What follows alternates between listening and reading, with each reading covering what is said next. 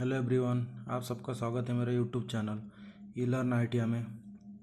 आज हम फिर से एक क्वेश्चन पेपर लेके आए जो सॉल्व करके आपको दिखाने वाले हैं। जो पेपर है फिटर फोर्थ सेमेस्टर का, लेकिन जो मैकेनिकल ट्रेड है जैसे टर्नर, फिटर, मशीनिस्ट, ग्राइंडर, ये सब ट्रेड के क्वेश्चन इसमें आ जाते हैं। मैकेनिकल ट्रेड के जितने भी ग्रुप है वो सब इस पेपर में आ जाते हैं। मतलब जितने भी क्वेश्चन वगैरह दिए हैं सब मैकेनिकल ट्रेड के लिए ही दिया है। तो ये पेपर सॉल्व करने का उद्देश्य यही है कि इसके पहले की वीडियो में भी मैंने पेपर सॉल्व करके दिया है।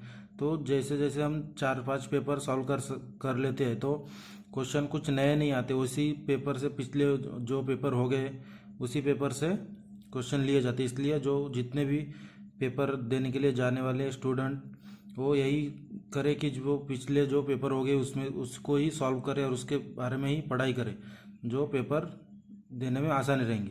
यहाँ पे मैंने इंग्लिश और हिंदी दोनों पेपर साथ में रखा है, क्योंकि जे आप देख सकते हैं कि यहाँ पे जो डायग्राम दिखाया है तो ये डायग्राम हिंदी के पेपर में नहीं है, इसलिए हिंदी और इंग्लिश दोनों पेपर साथ में रखना पड़ रहा है।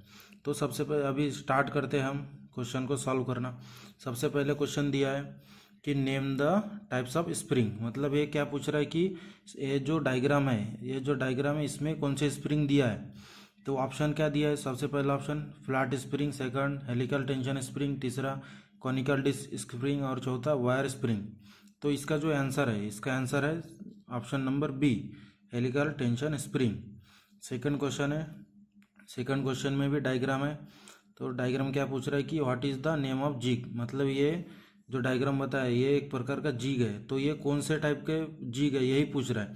तो ऑप्शन दिया है leaf jig, drill jig, post jig और चौथा नंबर बॉक्स जिग।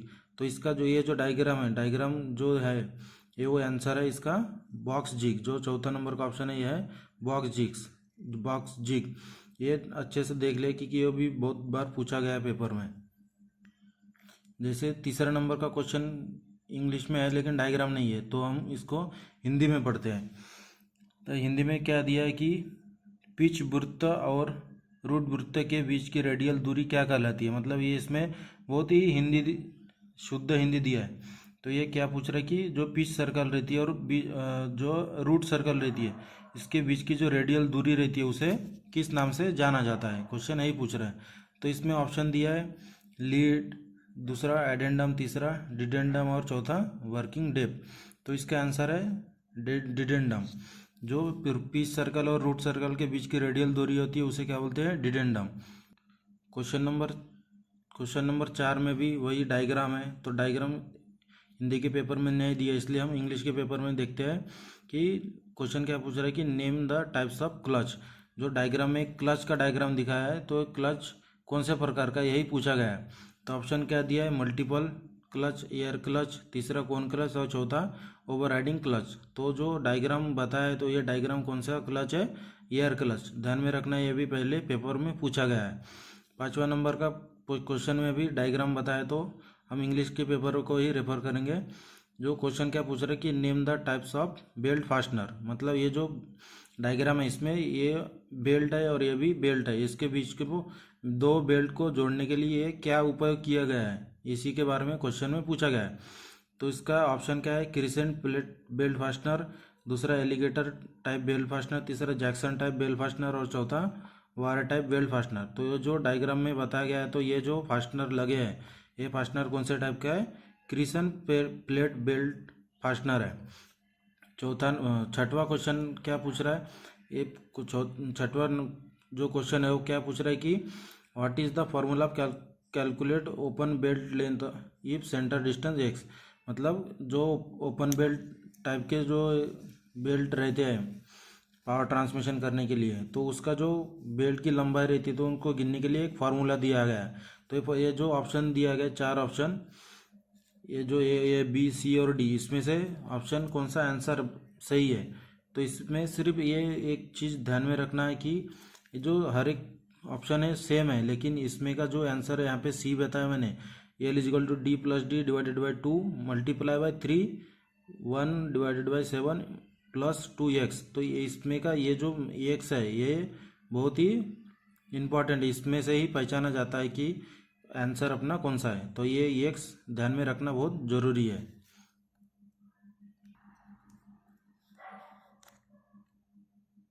7वां नंबर का क्वेश्चन आप देख सकते हैं कि क्या पूछा गया है, name the types of pulley. ये भी डायग्राम है इसलिए हिंदी में नहीं पढ़ रहा कि जो डायग्राम बताया है ये डायग्राम में कौन से टाइप के पुली है ये हमें पहचानना है। तो सबसे पहला पुली कौन सा दिया है, स्टेप पुली ऑप्शन में, दूसरा फ्लैट पुली, तीसरा वी ग्रूव पुली और चौथा फास्ट एंड लूज पुली।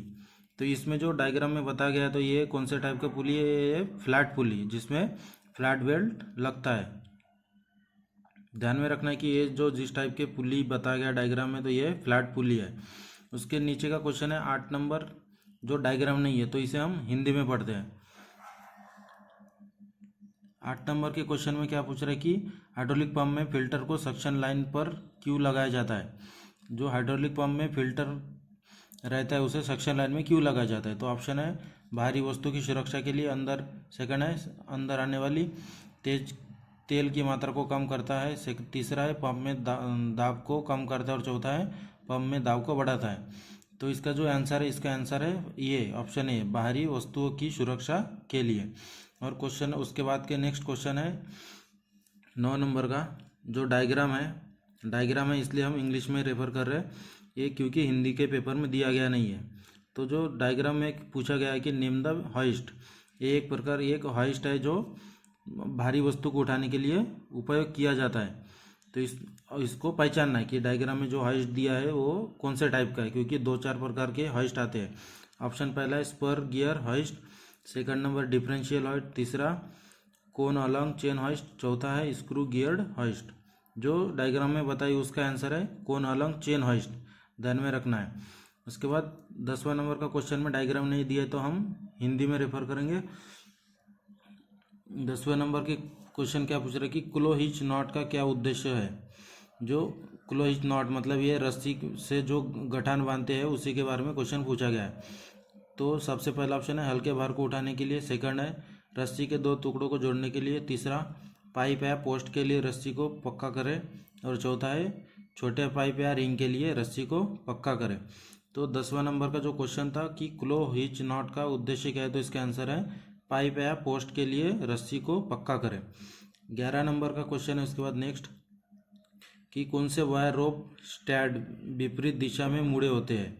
तो इसका ऑप्शन है कंबाइंड ले रोप, रिजिड ले रोप, तीसरा लैंड ले रोप और चौथा रेगुलर रोप। जो इसका आंसर है, इसका आंसर क्या है रिजिड ले रोप। क्वेश्चन नंबर 12 आप यहाँ पे देख सकते हैं कि फिर से एक डायग्राम बताया है इसलिए हम इंग्लिश में ही रेफर करेंगे कि क्वेश्चन क्या पूछा गया है कि name the rope binding method. जो ये रोप बाइंडिंग किया है इसका ये कौन से मेथड में है। तो ऑप्शन पहला है लूप, सेकंड बाइट, तीसरा नॉट और चौथा राउंड टर्न। जो यहाँ पे मेथड बताया कि ये कौन सा है तो ये इसका आंसर है round turn. Question number 13 Hindi में देखेंगे क्योंकि इसमें डायग्राम नहीं है। क्वेश्चन नंबर 13 क्या पूछ रहा है कि उपलब्ध चेन हॉइस्ट का सबसे साधारण और सबसे कम प्रभावकारी प्रकार क्या है। तो इसका ऑप्शन है अंतरीय hoist, second spur gear hoist, तीसरा स्क्रू गियर हॉइस्ट और चौथा एक साथ आने वाले चेन हॉइस्ट। तो इसका आंसर है कि एक साथ आने वाले चेन हॉइस्ट। उसके बाद है क्वेश्चन नंबर 14। क्वेश्चन नंबर 14 में भी डायग्राम नहीं है तो हम डायरेक्ट ही कंटिन्यू करते हैं कि टूथ चेन ड्राइव का मुख्य लाभ क्या है।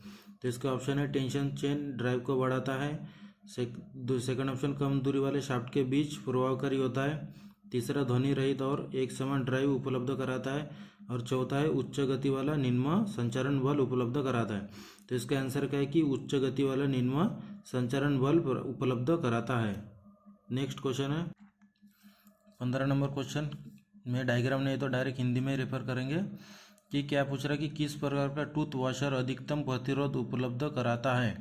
कि इसका ऑप्शन है आंतरिक टाइप, सेकंड है काउंटर शंक टाइप, तीसरा बाहरी टाइप और चौथा आंतरिक और बाहरी type.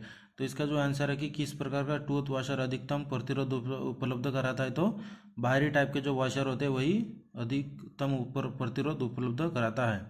Question number 16 hydraulic gear pump में किस प्रकार की ऊर्जा को परिवर्तित किया जाता है। ऑप्शन है मशीन, मशीनी ऊर्जा को हाइड्रोलिक ऊर्जा में, सेकंड नंबर थर्मल ऊर्जा को हाइड्रोलिक ऊर्जा में, तीसरा इलेक्ट्रिकल ऊर्जा को हाइड्रोलिक ऊर्जा में और चौथा न्यूमेटिक को हाइड्रोलिक ऊर्जा में।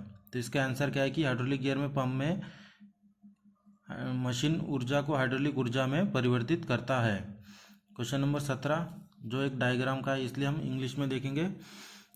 ये जो डायग्राम बताया है कि what is the name of the part mark x, यहाँ पे जो एक्स बताया है, एक्स का ये जो सिंबल है, मतलब यहाँ पे एक डायग्राम में एक बोल्ड टाइप दिख रहा है, ये क्या है तो हमें पहचानना है। तो ऑप्शन में क्या दिया है, suction line, second number air filter, तीसरा फ्लूइड लाइन कनेक्शन और चौथा return line connection.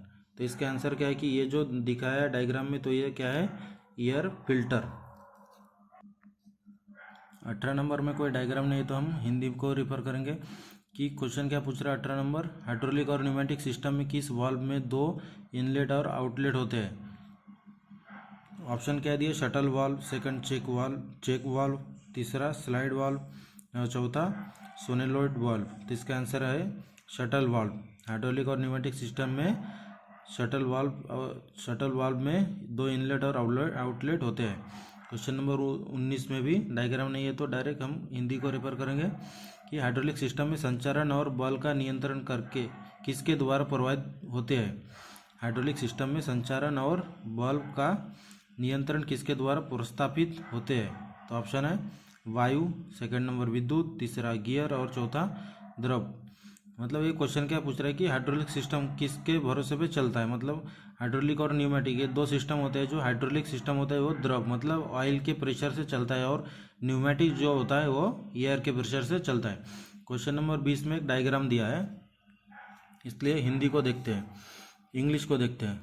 Question number 20 क्या पूछ रहा है कि what is the name of the crane. यहाँ पे जो डायग्राम दिया है आप देख सकते हैं कि ये डायग्राम में जो क्रेन है, तो क्रेन कौन से टाइप का है ये पहचानना है। ऑप्शन नंबर पहला ट्रक माउंटेन क्रेन, दूसरा पिलर जीप क्रेन, तीसरा ट्रैवलिंग वाल्व क्रेन और चौथा गेंट्री क्रेन। तो इसका आंसर है कि जो यहाँ पे देख सकते हैं एक ट्रक के ऊपर क्रेन है, तो इसका आंसर है truck mountain crane. Question number 21 कि स्टीम टरबाइन के लिए तलछट के रूप में किस वस्तु का प्रयोग किया जाता है। ऑप्शन है सीमेंट कंक्रीट तलछट, दूसरा सल्फर, तीसरा क्ले लाइम ईट सल्फर और चौथा लीड। तो इसका आंसर है सीमेंट कंक्रीट तलछट।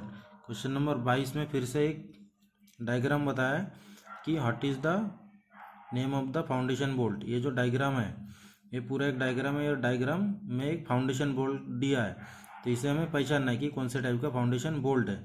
तो सबसे पहला ऑप्शन है rack bolt, second number bent bolt, तीसरा रॉ बोल्ट और चौथा क्वार्टर बोल्ट। तो हमें पहचानना है कि ये कौन सा टाइप का बोल्ट है। तो ये बोल्ट कौन सा है, रॉल बोल्ट है।